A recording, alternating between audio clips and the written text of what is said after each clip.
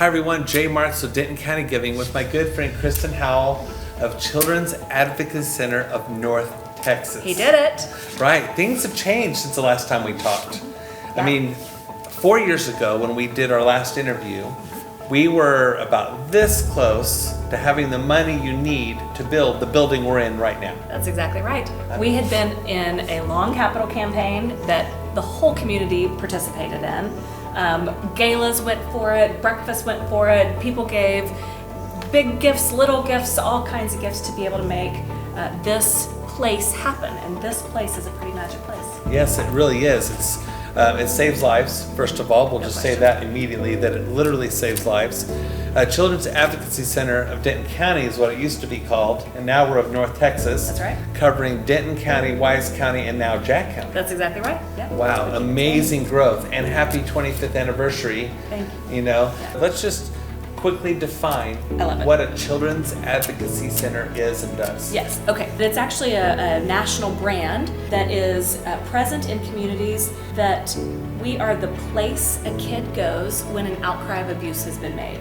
So a typical scenario for that would be a child tells a teacher that someone has been hurting them, typically sexual abuse, and that teacher makes a Child Protective Services report or calls law enforcement.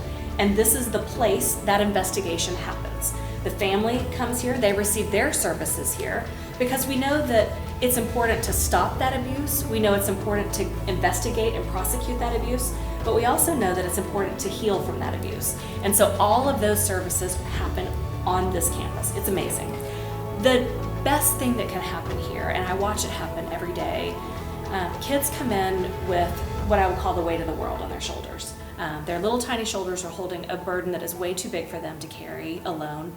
They tell a trusted adult, literally in the room of the forensic interview, you can watch the weight lifted off as they tell a safe adult who is not interrupting them or telling them it didn't happen, but is in fact believing them and hearing them and providing a safe space for them to share it. So they tell their truth, the weight is lifted, and then they feel, you can begin to see them literally climbing up the ladder back to their potential. It is amazing. You know, and I know the way you have this whole building set up is really special too. For example, when they go into their interview room, it's a very nice looking room, and there's a nice big mirror there, but on the other side of that mirror is a detective, a Child Protective Service officer, and a member of the Denton County District Attorney's Office. Right, yeah. So they're able to get the information they need without a child going to the police station and then to the hospital and then to a therapist. They come here and they're treated with love and respect. Yep. And they only have to tell that story one time. Right. Which is such a crucial part of both the treatment of the child and honestly for the best outcome of the case. If a child is telling, back in the day before advocacy centers existed, and this is why they became such an important part of truly every county's fabric across the nation. But back in the day, a child might tell a trusted teacher that something like this happened. Well, then the teacher would take them to the principal's office. Well, that person's a little scary, right? There's a little authority, and so maybe they're going to tell a different story. Well, then maybe they would call law enforcement and they would put that child in the back of a squad car and ask them some questions. Ooh, that might be really scary, and the story might shift a little or sound a little different. We have a child-friendly space where kids aren't threatened, they're not scared, they're not coerced, they just have a safe place to tell their truth. And whatever that truth is, in whatever language that they use, whatever words they use, it's A-okay with us. We actually get every single Child Protective Services report. We get that in real time at our shop, and our teams of coordinators are reading those and coordinating with law enforcement. So it's an instant response. As soon as it's routed to the county, people are responding, and that response is happening out of this building. So it's kind of a little magic that happens here. And you know, I think probably one of the questions people ask me the most is, in that big response, we are dealing with a crime that someone else commits against a child that has the potential to change the course of their life. Right. And so that's really heavy stuff.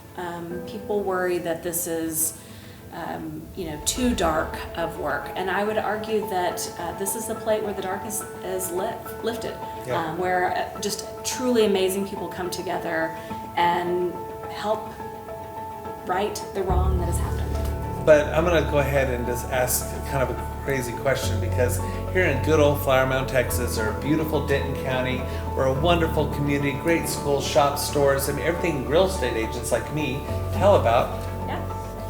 But we have an enormous amount of child abuse taking place too. It's true. How many cases did you have last year?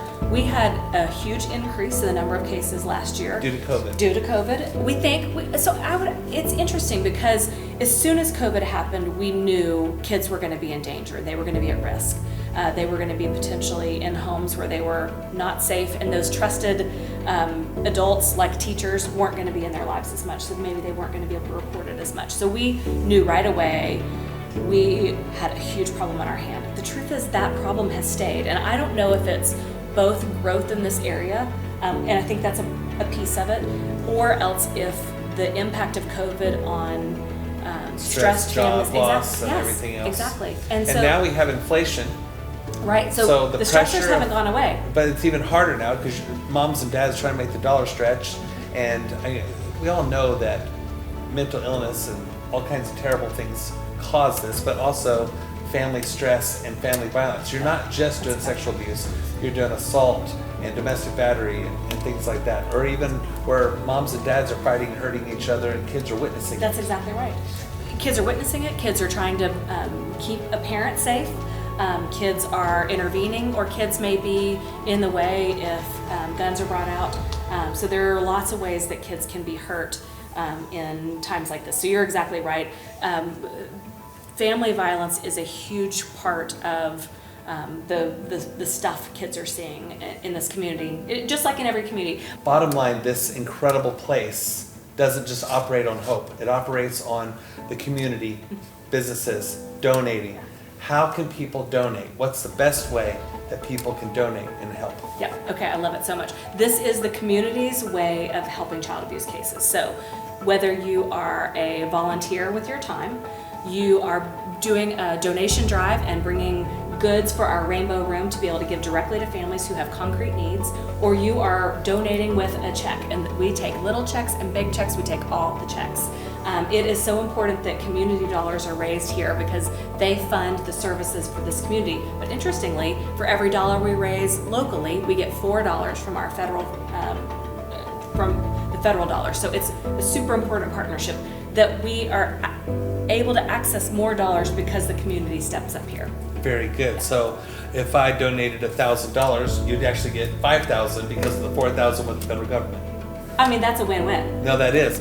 Final thought for Denton County Giving.